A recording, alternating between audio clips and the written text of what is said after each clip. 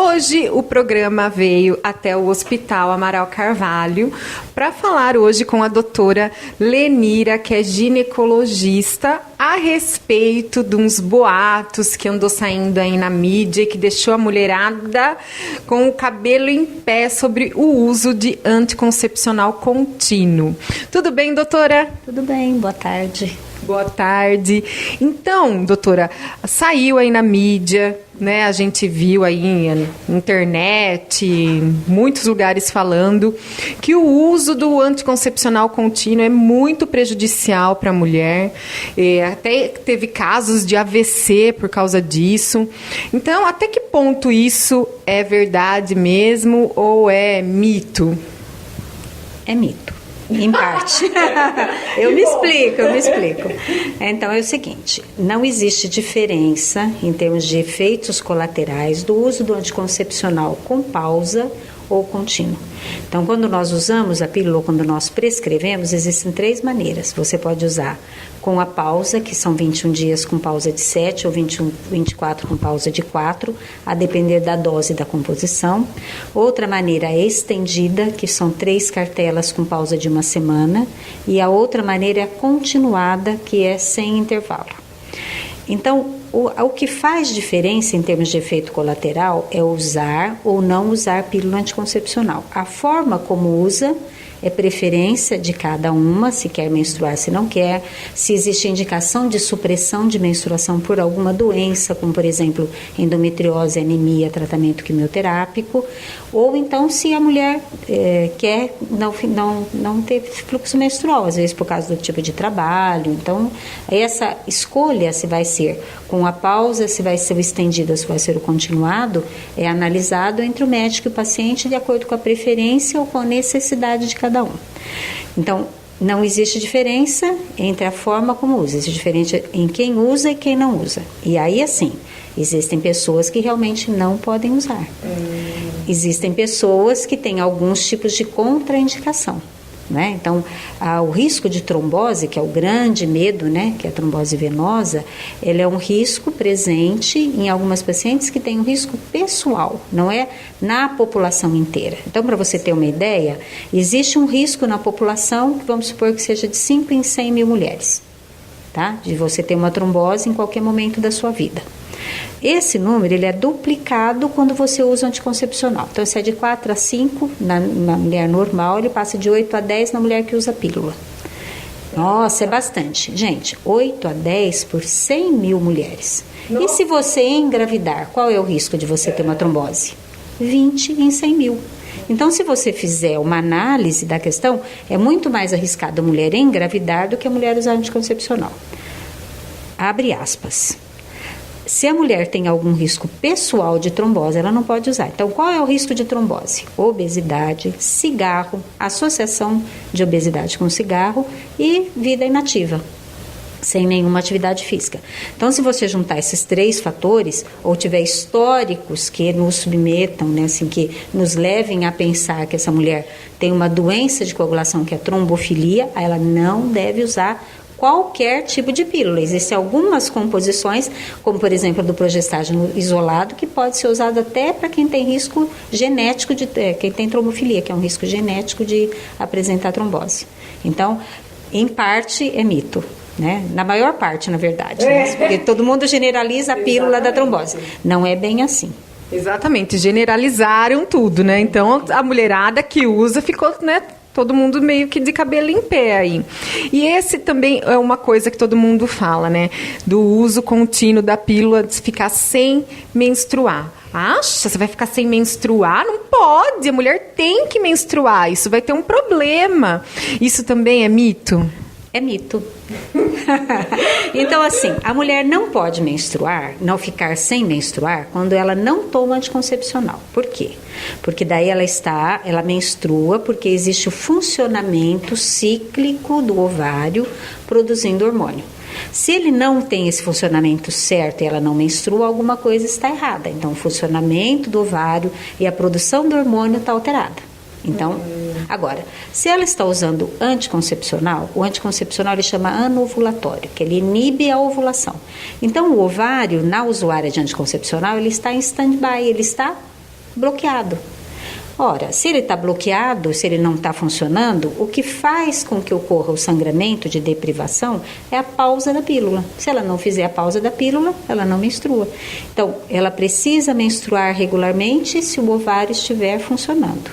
Se ela estiver usando pílula, ela pode escolher, não faz nenhuma diferença. A menstruação, aí fala assim, mas se eu não menstruo eu fico inchada, se eu não menstruo a minha mama dói, aí quando eu estou para menstruar minha mama fica dolorida, eu fico inchada, aí eu menstruo, acaba tudo.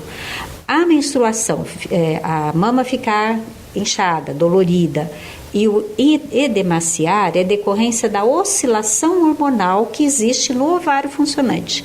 Ou da pausa da pílula, porque você fica 21 dias tomando, 7 dias sem tomar. Oscilou o hormônio. Essas pílulas que são de dose mais baixa, elas não inibem totalmente a produção do ovário, se elas tiverem essa pausa. Então, o que acontece? Você deu a pausa de 7 dias, em torno do 4º, 5º, ela já começa a ter uma produção hormonal, que se soma ao hormônio que tomou. Então, aí, quando chegou no final dos 21 dias, você teve uma oscilação. Então, você tem sintoma. Então, uma das indicações do uso contínuo da pílula é justamente a TPM.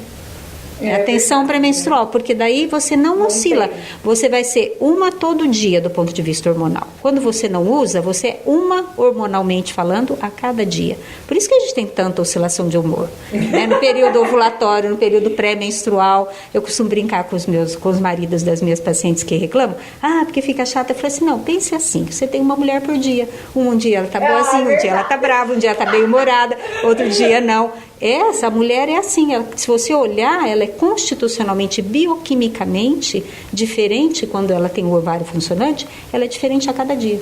Olha, outra coisa também, então, que é mito dos maridos aí, porque falam que não existe esse negócio de TPM, que é frescura da gente, né? Já escutei tanto isso. Eles é que são assim, né? Nós somos assim, o tempo inteiro. Oscila o humor, oscila o hormônio, oscila a disposição. Claro, eles é que são uma constante. Tá vendo, homens? Né? É verdade. Que graça que tem viver sempre do mesmo jeito.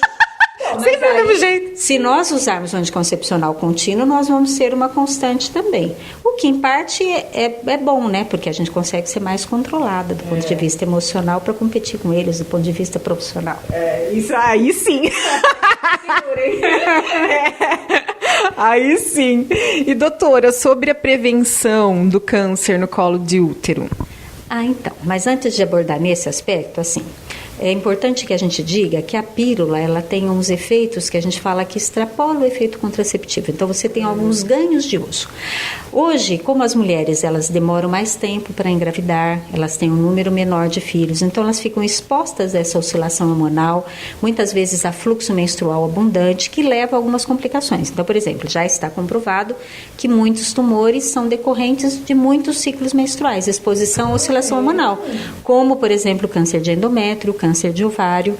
Então, as pacientes que têm risco desses tipos de tumores, elas se beneficiam do uso do anticoncepcional. Então, uma mulher que tem um histórico genético de câncer de ovário, a gente prescreve pílula até poder fazer oophorectomia profilática, a retirada dos ovários. Quem tem risco de ter risco pessoal ou familiar de endometriose não deve menstruar, então tem que usar a pílula contínua. Então, muitas vezes, a supressão do fluxo menstrual, a supressão da ovulação, ela é até terapêutica, ela faz parte de um tratamento preventivo. Né? Em relação ao anticoncepcional e o tumor do colo do útero, o câncer do colo do útero ele é transmitido por um vírus, né, de transmissão sexual. Então, ele é causado por um vírus de transmissão sexual.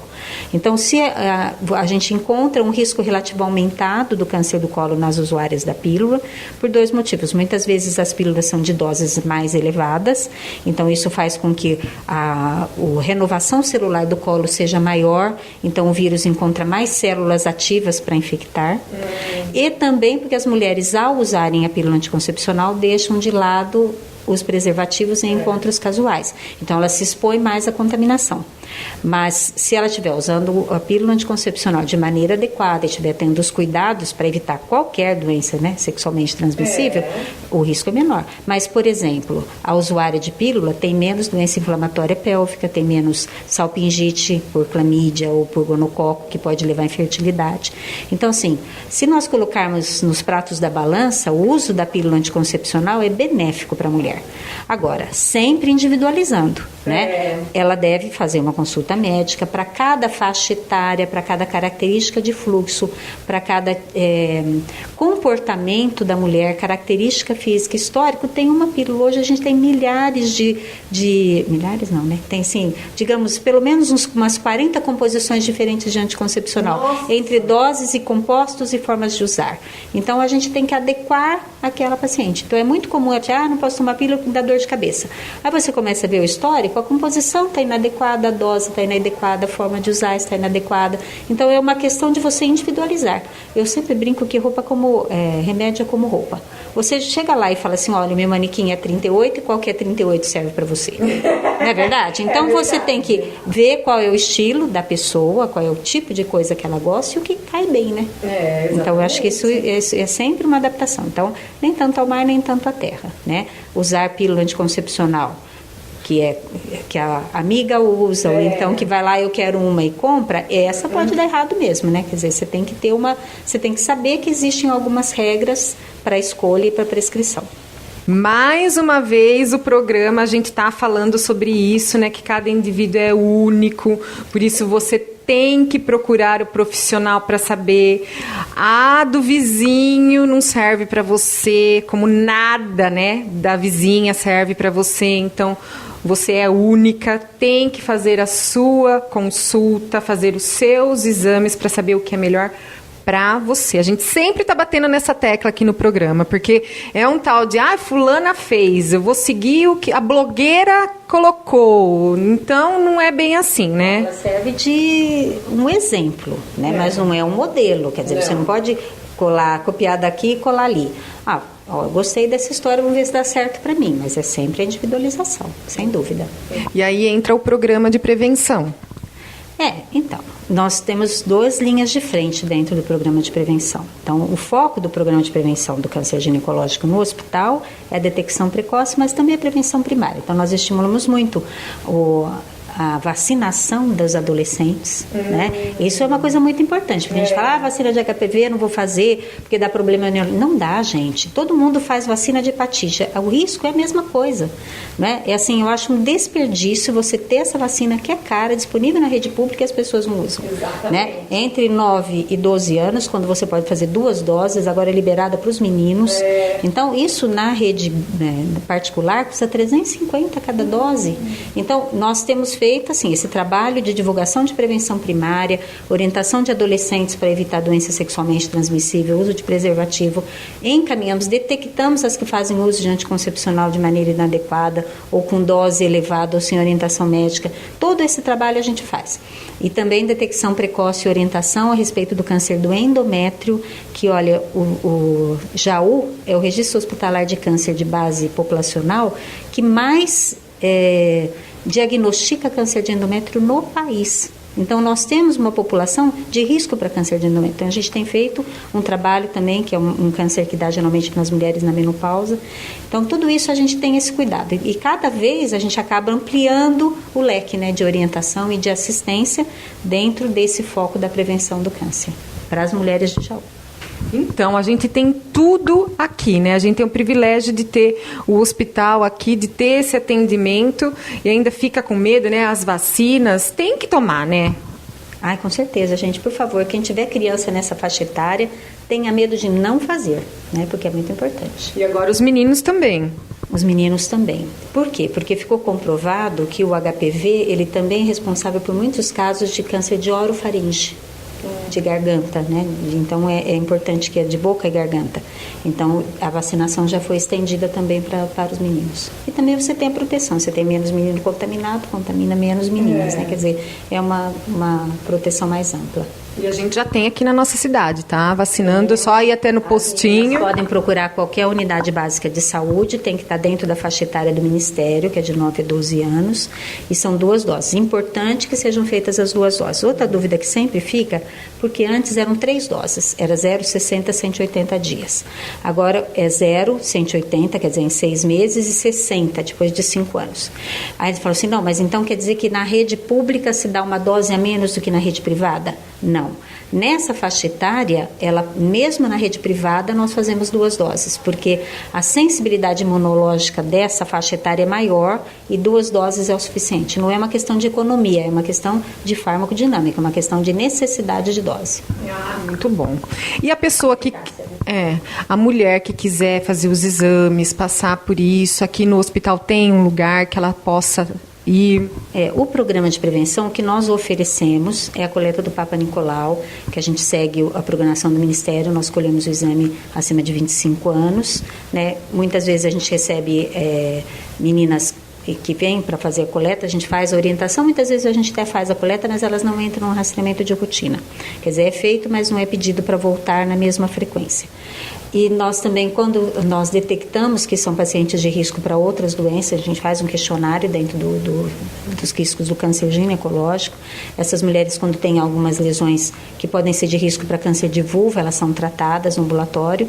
Então, embora o chamariz seja coleta da citologia, né, oncótica, que é o teste Papa Nicolau, a gente tem toda uma abordagem em termos de rastreamento e de orientação do câncer ginecológico.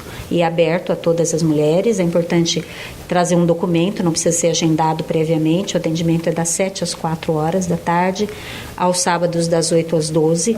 É importante que elas tragam um documento, né, tanto para fazer o exame quanto para retirá-lo depois, que estejam 2 dias sem relação sexual ou sem uso de qualquer creme vaginal. Então, olha aí, tem que aproveitar, né, essas oportunidades, pelo amor de Deus, né, doutora? Gente, olha, quando aparece uma mulher com câncer do colo e do útero no município de Jaú, não sei se eu choro ou se eu fico brava, entendeu?